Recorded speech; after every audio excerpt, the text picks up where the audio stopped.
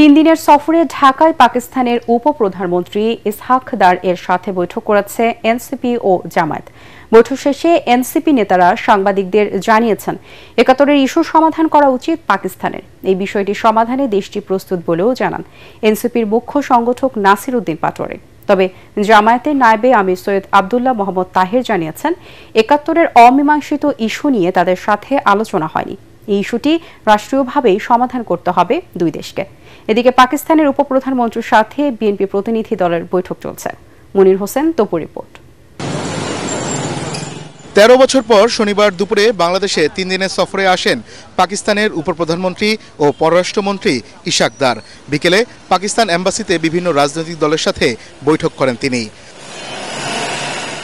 পাকিস্তানের উপপ্রধানমন্ত্রীর সাথে বৈঠক করেন এনসিপির সদস্য সচিব আক্তার হোসেনের নেতৃত্বে 7 সদস্যের প্রতিনিধি দল। বাংলাদেশ ও পাকিস্তানের মধ্যে সুসম্পর্কের জন্য আধিপত্য বিস্তারের ধারণা থেকে বেরিয়ে আসার আহ্বান জানায় দলটি।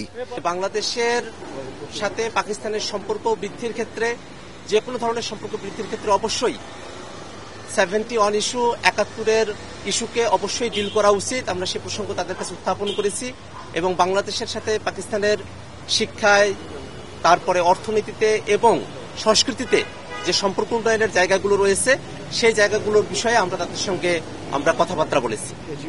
মোনালিসা হেভি ফ্লো 15 পিস প্যাকেটের সাথে 8 পিসের একটি প্যাকেট একদম ফ্রি।